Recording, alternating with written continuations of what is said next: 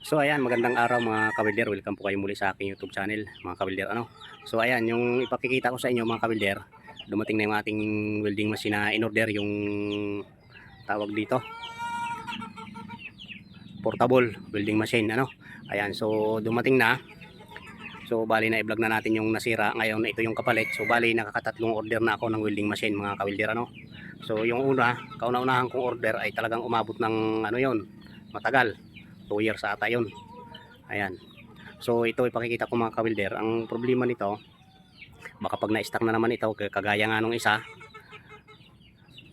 eh ma-stuck na naman, masira na naman pagkatapos natin maggamit dito sa bubong ng ating bahay, So kaya tayo nag-order, gawa nga ng ating gagawin yung bubong ng ating bahay, mga kawilder, yung process, kaya tayo yung order, gawa ng sira na nga yung isa, hindi natin nagagamit, mga kawilder.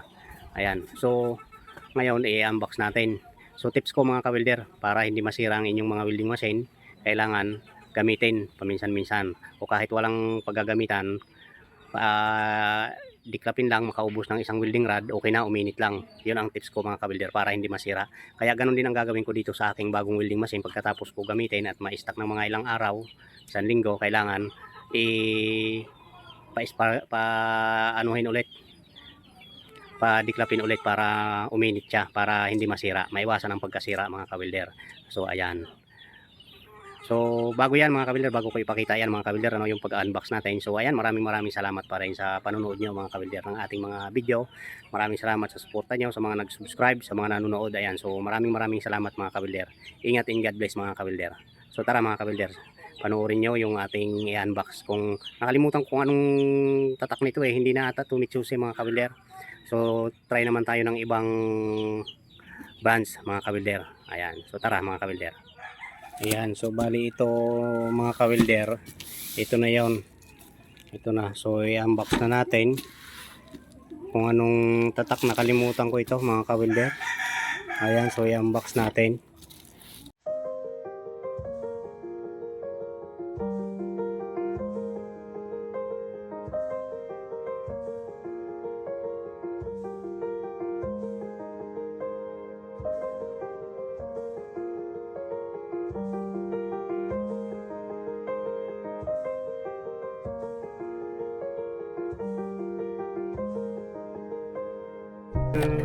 Yun na. Wow, may kasama pang gloves, guantes, ay welding rod 3. Ayan. May kasama na.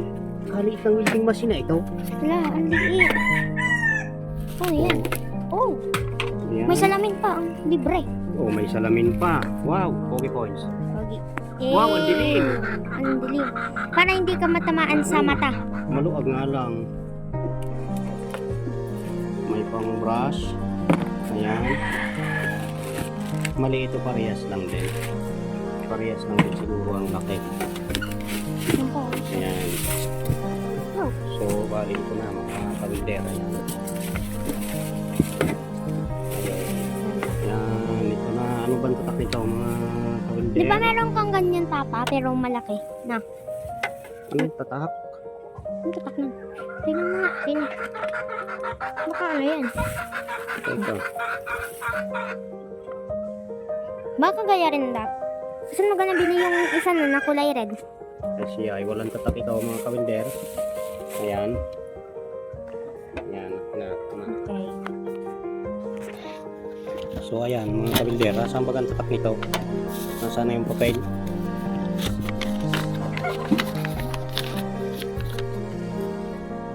Ayan.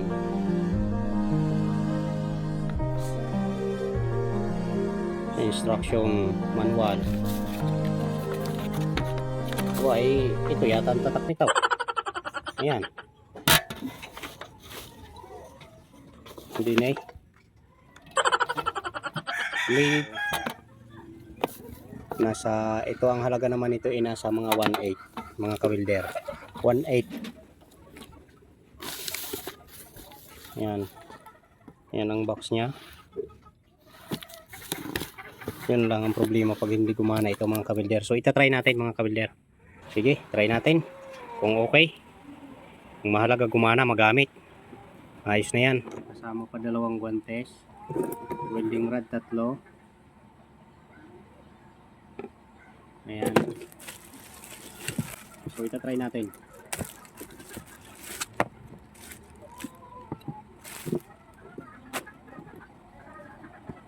Maiksi nga lang ang kable. Ayan. So bali halos isang di pa lang mga ka-welder ang pinaka positive niya, yung ground niya maiksi. Ayan. So dito ito.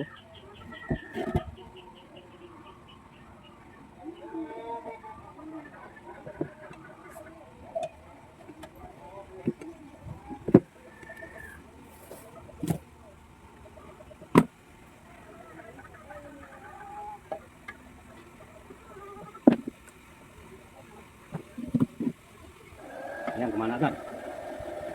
250. 250 pala ito. On off natin.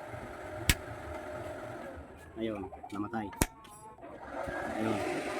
Gana sa 250. So itatry natin ngayon. Ayan, so dito tayo sa bakal. Kulay yellow naman ang ating welding machine ngayon.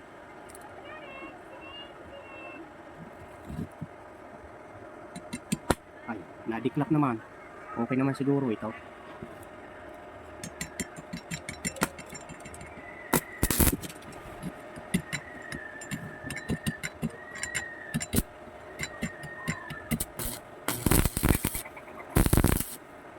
Okay mga ka-welder, malakas naman siya.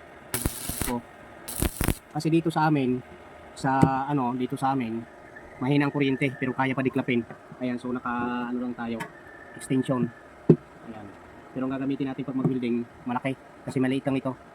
Pero kaya pa ganahin mga ka-welder. Ayan.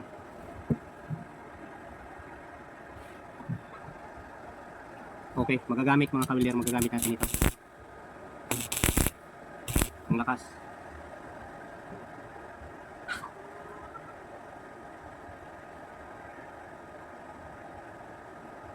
Ayan, so try natin sa 200. Ayan, 200. Kasi 250 yung kanina eh. Malakas pa rin yung ka-welder oh. Okay pa rin. So dito, namumblema ako gawa ng yung process ko mga welding nito. Mahinang kapit gawa ng kuan mga ka-welder, gawa ng yung mga unang naggawa ng bahay na ito kasi nabili nga lang natin itong bahay na to. So medyo hindi sure. Kaya ang gagawin ko nito, pag may time ako, dudublihan ko lahat ang welding noon, yung mga process na yun. Kasi alam ko talaga nung hindi pati ako nagpalit pa ng wire, ay mahina lalong kuryente. So nagpalit ako ng wire ngayon na medyo malaki-laki, mataba, kaya medyo malakas-lakas na. Ayan. So dati, hirap talaga makadiklap, hindi hirap makatunaw ng rod yung ating welding machine kasi mahina ang kuryente. Ayan. So okay na mga ka-welder. So ayan, okay na siya mga ka-welder, magagamit din natin. So talagang pang ano lang ito, pang hindi ito aari sa pagbuo ng sidecar, alam ko. Pero bago pa tayo magbagkatalyer siguro mag-ano ulit tayo ng panibagong welding na medyo alam natin na tatagal. Pero ito ay masusubukan din natin ito mga ka-welder. Hindi ko lang malaman ang tatak nito eh, kung parang ang tatak nito ay makita. Parang yung in-order ko ay makita. Bakit walang tatak? Hindi makita. Ano yun? May sunog. Ayun, nasunog pala yung plastic sa ibaba. Kaya pala amoy sunog. Muntik na yung kinabahan ako doon ah. Ayun, nasunog mga ka-welder. Ayan. Ayan, so ayan, maraming salamat mga ka-welder sa panonood ano. Ayan, so tips ko lang para pinaka-tip ko sa inyo para tips. Yun, isa yan siguro. Ayan, na kailangan magamit ang ating welding ng kahit pa paano, paminsan-minsan para hindi masira. Ayan. Nangamoy nga kanina kaya nagulat ako, akala ko nasusunog na yung wire. Okay, so binunot ko na dito oh. Ayun, umandar ulit, nagalaw. So i-off na natin dito. Ayan. Okay na. So pwede na to pang traces mga ka-welder. May bago na naman tayo welding machine. Ayan. So portable welding machine. Ayan. Ayan. So ingat mga ka-welder. See you next video mga ka-welder. So pagpasensyahan nyo na, bibihira tayo makapag-upload sa ating life of birth ngayon. Pero nawa mapanay-panay ng upload natin. Para naman marami ulit ang mabuhay ulit si Life of Bird Channel mga kawilder. Ayan.